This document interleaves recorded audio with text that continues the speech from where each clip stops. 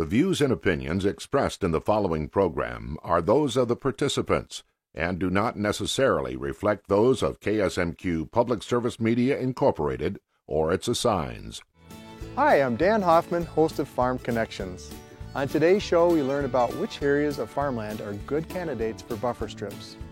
We visit the largest maple syrup producer in Minnesota, and farm management analyst Ken Thesey shares his thoughts on land values, and we're also joined by SMSU Ag Program Director Tracy Fink as she talks about the 2015 Minnesota FFA State Star Farmer Sabrina Portner. We've got a great show for you. Stay with us for Farm Connections.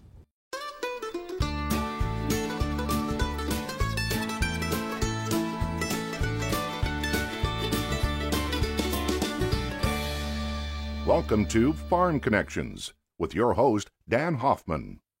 Brought to you in part by Absolute Energy, a locally owned facility producing 115 million gallons of ethanol every year, proudly supporting local economies in Iowa and Minnesota. Absolute Energy, adding value to the neighborhood.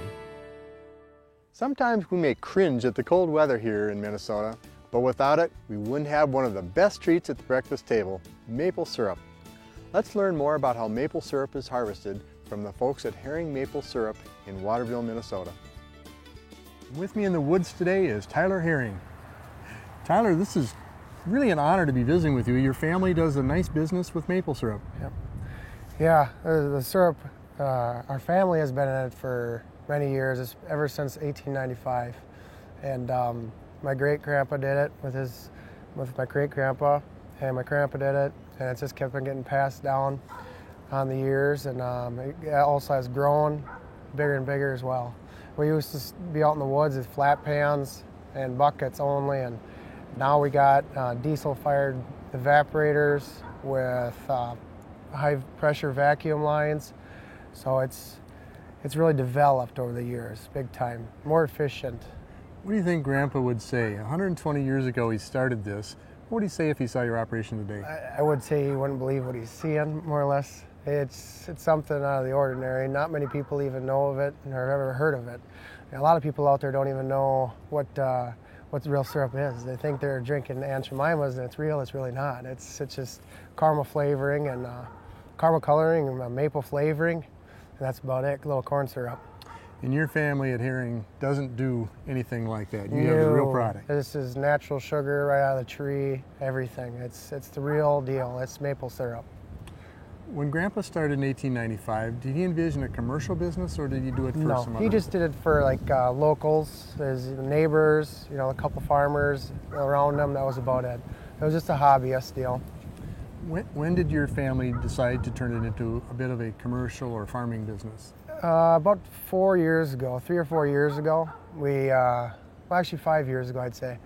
We started tapping more and more, and then it got to be where we had so much bulk syrup that you couldn't give it to all your neighbors and everybody, and there is a market for it, we noticed, and we've heard about it, and we started just selling it at the farmer's market. My grandparents did, and us kids, and before you know it, we put more taps in, and now we're trying to sell it in stores and online, and it's getting out there ways then. Nice. Yeah. Well, you talked a little bit about the taps. Tell us about the process and what a tap is and what it does. When we used to do like bucket taps, it was 7/16 size hole, and it was a lot larger, and they didn't heal up as well. And the thing with buckets as well is having the bigger tap and everything, and it's exposed to the elements. It's not plugged off by a line like we use nowadays, and the bacteria gets in there, and the hole will seal up earlier, and you won't get as much sap. So your yield will go down as well. See, with the new equipment, it's 7/16. It's a lot smaller. We're actually thinking about going to quarter next year. So the smaller the hole, the less damage you do to the tree. It heals faster, and also with pipe, no fresh air and bacteria gets in there. So Tyler, you started this process probably well before today, when there was snow on the ground. Yeah. You looked around for some trees. How did you identify what to tap? The maple trees, it's come to be instinct almost. I can walk through the woods. I don't have to look for a leaf. I can look at the base of the tree and know it's a maple. We've been doing it for so long. It's more or less you've done it so long, an instinct. You're always around the maple trees. You know, you just know what to tap and what's not good. There's several things that you can pick out. Like on a maple tree, the bark, younger ones are a lot smoother and they usually have white blotchy spots on them because there ain't no leaves in the winter when we're tapping. You know, we got lines going to them, but still, if you were to run through the woods and tap the trees, you wouldn't be able to know because there's no leaves. But you got to look at the features the tree has. Is the bark, color of the bark, and then sometimes like the base of a tree.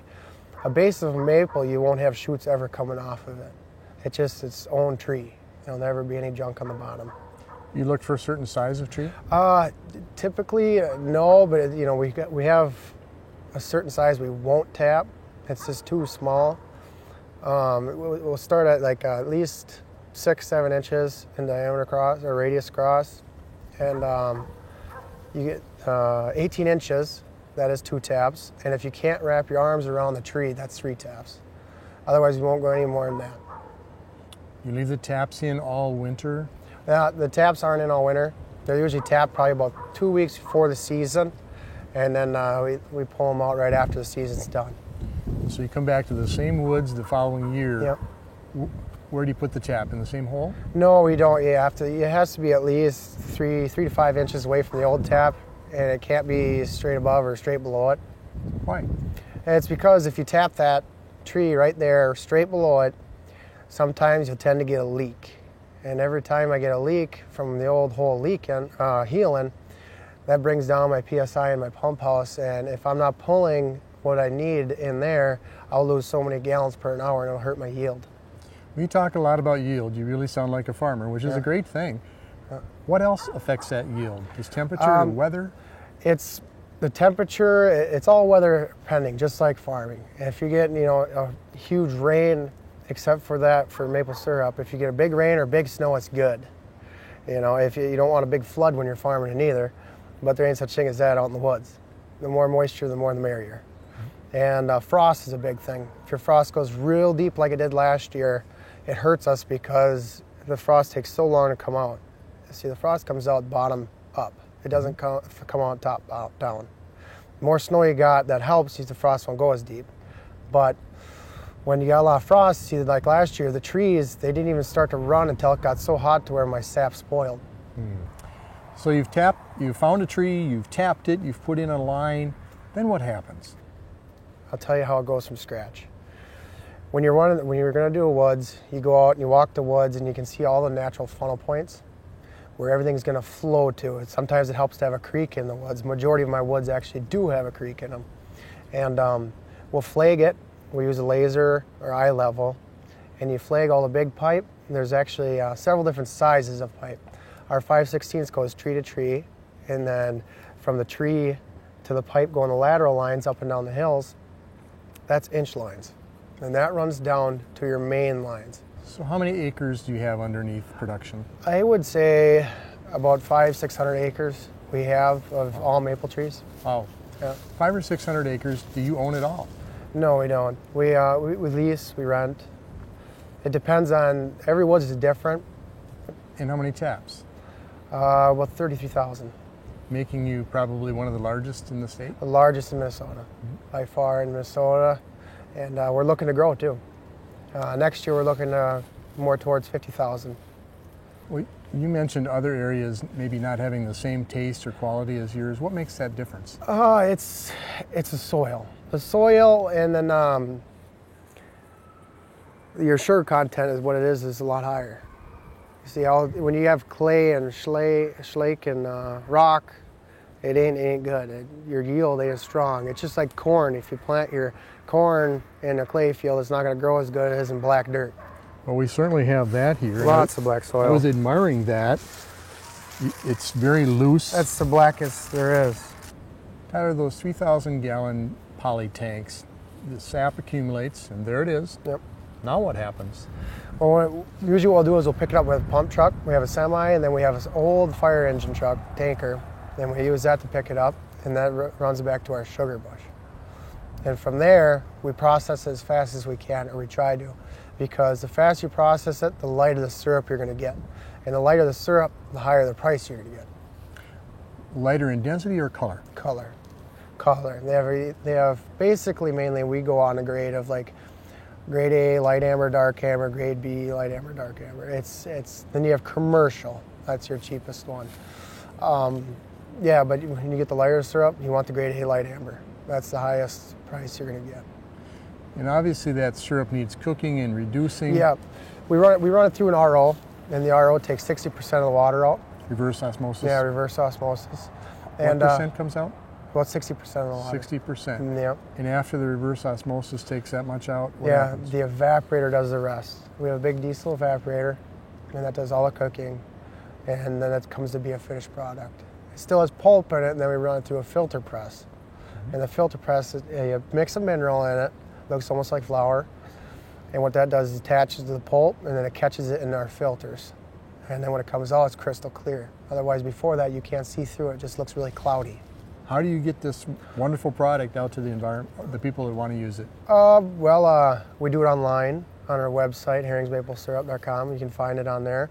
And we also sell in like local farmers markets in the surrounding towns, and just by word of mouth and stores, few stores around town. Yep.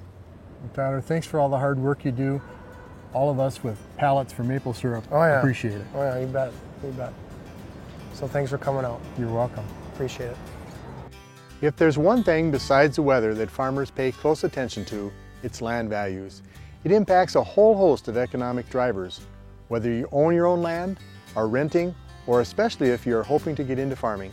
Kent Thiese is a farm management analyst, and he shares a few of his thoughts on today's factors influencing farmland values. Thanks, Dan. Today I want to talk about trends and factors in farmland values. After unprecedented annual increases for nearly a decade, farm real estate values have started to decline in many portions of the Midwest in the past 12 to 18 months, with some rather steep reductions in some portions of the region. Some have referred to this decline as the land bubble, similar to the home real estate bubble in 2007 and 8, which led to the major economic slump across the U.S. However, there probably are some differences, as we'll discuss as we go through this program. Farmland values are tracked very closely by Iowa State University, probably the best anywhere in the country. They do an annual survey of farmland values. They also track every 6 months on the Iowa Realtors Association on actual values. University of Minnesota also has the Land Economics website on their website, which is a very good resource. Looking at the Iowa State numbers, the average farmland value for the year 2014 dropped 9% across the state of Iowa from the high in 2013 of $8,750 an acre. This was the first decline since 2009, and actually the largest decline since the farm financial crisis of the 1980s. Looking at some more recent numbers, as far March of 2014, based on actual sales, there was an 11% decline in the state of Iowa in average farmland values, and farmland values in Minnesota, southern and western Minnesota, tend to follow these numbers very closely based on reported sales that we hear. There were sharper declines in areas that had some crop production problems the last couple years in northeast and north central Iowa, over 15% reduction from the highs in 2013. As we kind of look forward, this decline in land values is really not totally unexpected with the drop in farm profits, the lower crop prices that we have. Most experts have felt we were going to see this kind of decline, and most experts feel with the tight margins going forward, we may see another 10 to 20% decline in the next 2 to 3 years. Even with this decline, there may be some opportunities for farmers and others to purchase farmland in the coming years. However, as they look at these opportunities, they need to examine the factors very closely for making these land purchases in order to make sure that it's a financially sound decision. I'm Kent Thiese, and we'll see you next time.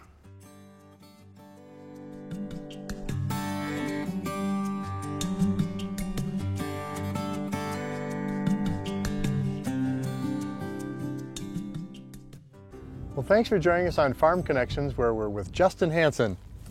Thanks, Dan. Well, thanks for joining us on this beautiful day with a nice background of a buffer strip, a farmer moving across the field, some windmills back there. We're into the planting season in Grand Meadow, Minnesota, Mower County. What do you have to say about such a nice day? Well, thanks a lot for getting me out of the office to start. This is a fantastic way to kick off the year. Well, from visiting with you in the past, I know that your office is part of your work, but you also do a lot of field work, in the field kind of thing. Can you tell us what you do for the farmers and for the landowners in Mower County? Well, SWCD, or Soil and Water Conservation Districts, are in kind of a unique position because we're where the rubber meets the road. We're the direct contact with landowners and producers. So our primary purpose is to take state and federal programs that are available to these individuals and then deliver it locally and kind of sift through some of the legislative language and some of the bureaucracy stuff and deliver a program to our producers and work with them to find a fit that works best for their farm. You know, Chuck Cairns, the property owner here, talked to us a little bit and talked about his buffer strip and why he put it in there. What can you tell us about this process of putting in a buffer strip and why they're important? Well, I think buffers are important because we know that they work. They're on the landscape. They are the last line of defense, and they're in the front lines on protecting our water resources. Well, we're standing in Chuck Cairns' waterway. It's a designed, informed waterway, and beyond that is filtering or also buffer strips. How does that work?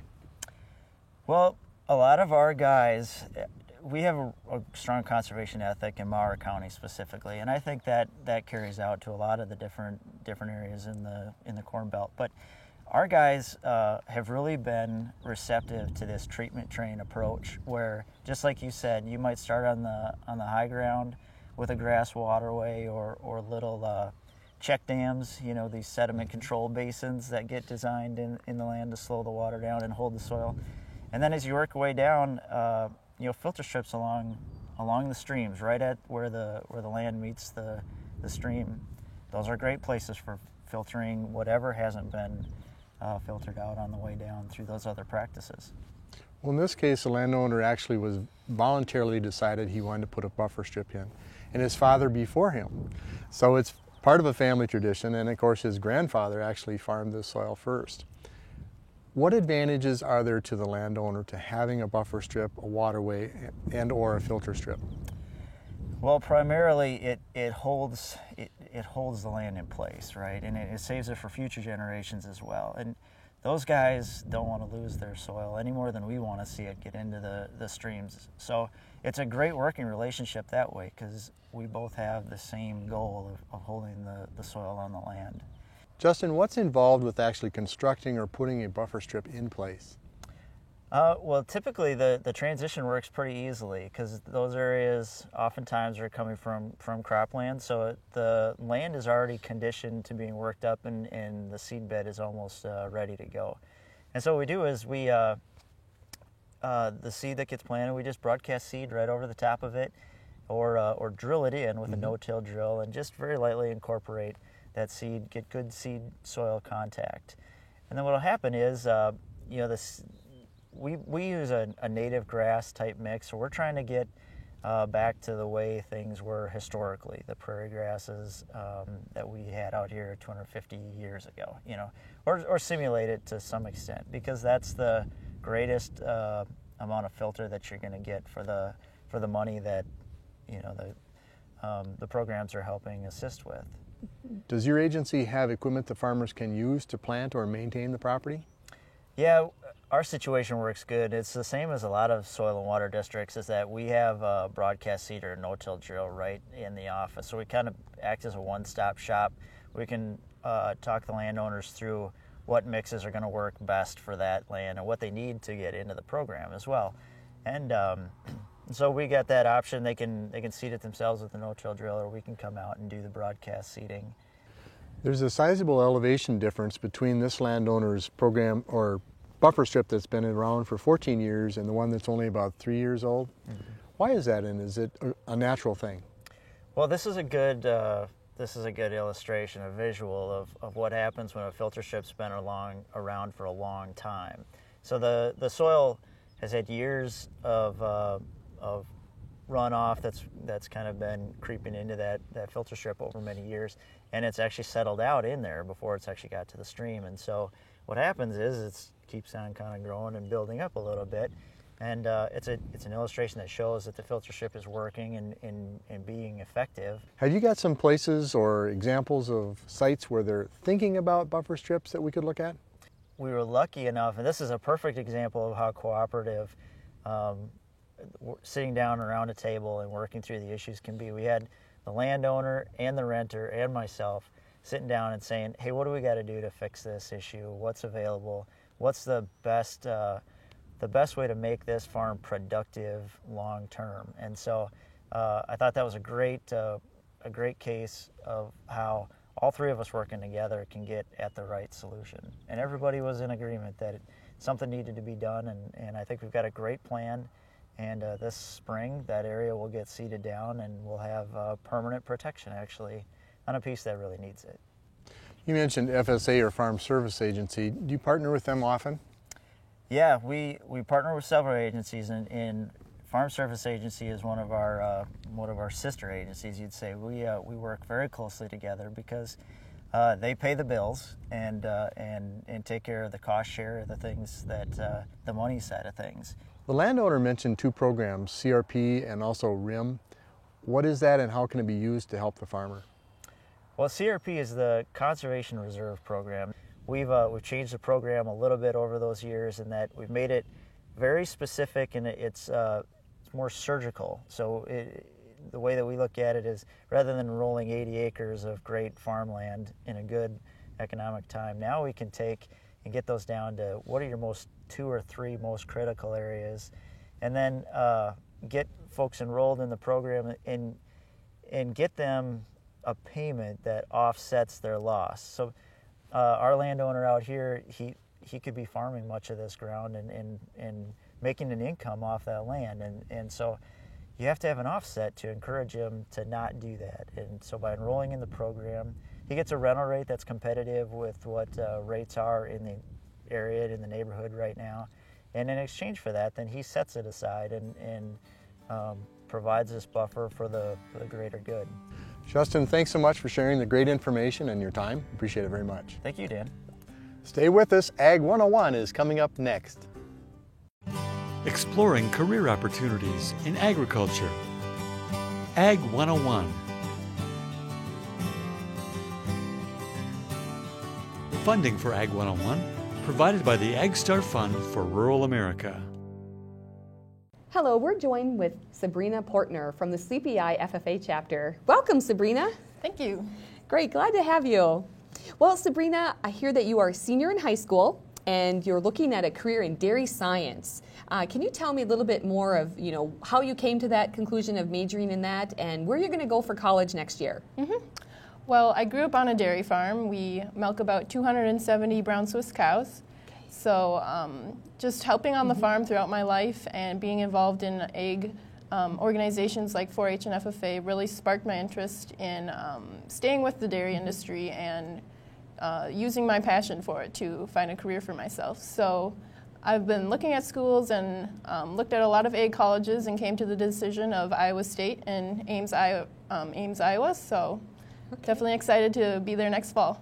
And speaking of opportunities in the dairy industry, you could go into artificial insemination companies such as ABS or into consulting or DHIA or even the Dairy Association itself.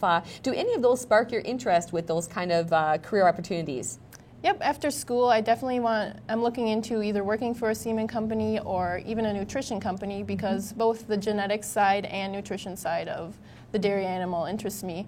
That's great. And in today's society, with having a degree in ag, you're going to use that. Even if you pursue a career in the industry for a while and then you go back to your production ag farming environment, you really need to understand your science and your mathematics and your business aspects as well as the technology that's advancing dairy operations and farming in general. Nowadays even the tractor really doesn't drive itself, would you say? So, yeah, definitely. So what other kind of courses have you liked in your high school FFA or ag program and what are you looking forward to taking at Iowa State in coursework? Okay. Well, for my FFA coursework in high school, I've mainly just taken an ag leadership class because I'm at the Catholic school in our town, and the FFA is based off the public schools. So I've taken ag leadership, which basically I work a certain amount of hours on my farm, gathering experience for basically my career eventually, and answer questions about businesses and trustworthiness of employees and things like that. So that interests me into the business aspect of it. So at Iowa State, I'm also looking into getting my MBA, which they have a nice program with the animal science to get your MBA in 5 years. So that's also an avenue I'm looking at. And throughout high school, my coursework has been heavily science and math, so that will help me in my animal science, dairy science major. Wow, Sabrina, that is quite the repertoire of accomplishments. So congratulations. I wish you the best at State FFA. I know you'll do great in the dairy science career. Thank you. Thank you. Thanks for joining me today.